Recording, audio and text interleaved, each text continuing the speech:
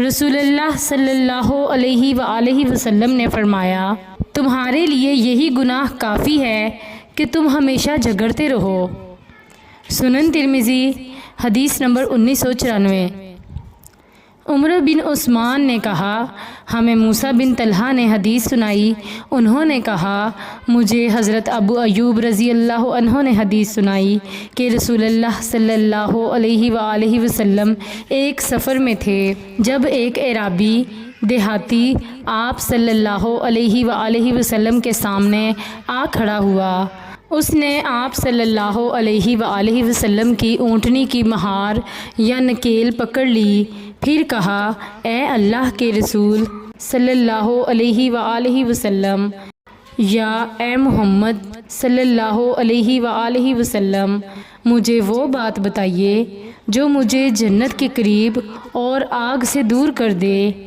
ابو ایوب نے کہا کہ رسول اللہ صلی اللہ علیہ وآلہ وسلم رک گئے، پھر اپنے ساتھیوں پر نظر دوڑائی، پھر فرمایا، اس کو توفیق ملی یا ہدایت ملی۔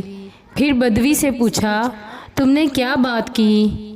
اس نے اپنی بات دہرائی تو نبی اکرم صلی اللہ علیہ وآلہ وسلم نے فرمایا، تم اللہ تعالیٰ کی بندگی کرو، اس کے ساتھ کسی کو شریک نہ ٹھہراؤ، نماز قائم کرو، زکوٰۃ ادا کرو اور صلہ رحمی کرو، اب اونٹنی کو چھوڑ دو۔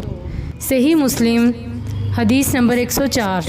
ابن عباس رضی اللہ عنہما سے مروی ہے کہ حضرت معاذ رضی اللہ عنہ نے کہا، مجھے رسول اللہ صلی اللہ علیہ وآلہ وسلم نے بھیجا اور فرمایا، تم اہل کتاب کی ایک قوم کے پاس جا رہے ہو، انہیں اس کی گواہی دینے کی دعوت دو کہ اللہ کے سوا کوئی معبود نہیں اور میں اللہ کا رسول ہوں۔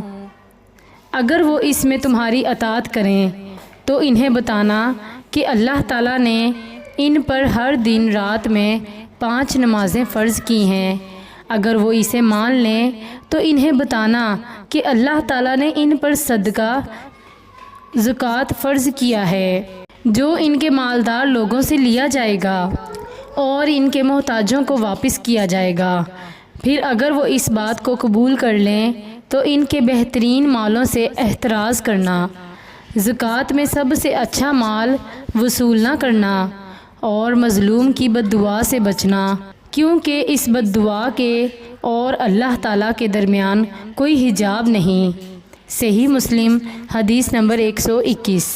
حضرت ابی بن کعب رضی اللہ عنہ سے روایت ہے، رسول اللہ صلی اللہ علیہ وآلہ وسلم نے فرمایا، حق تعالیٰ سب سے پہلے جس شخص سے مصافحہ کرے گا اور سب سے پہلے جسے سلام کہے گا اور جسے سب سے پہلے ہاتھ پکڑ کر جنت میں داخل کرے گا، وہ عمر رضی اللہ عنہ ہیں۔ سنن ابن ماجہ حدیث نمبر 104۔ حضرت عبداللہ بن عباس رضی اللہ عنہما سے روایت ہے کہ انہوں نے فرمایا، جب حضرت عمر رضی اللہ عنہ اسلام لائے تو جبرائیل علیہ السلام نازل ہوئے اور فرمایا، اے محمد صلی اللہ علیہ وآلہ وسلم، عمر کے اسلام لانے سے آسمان والے فرشتے بھی خوش ہو گئے ہیں۔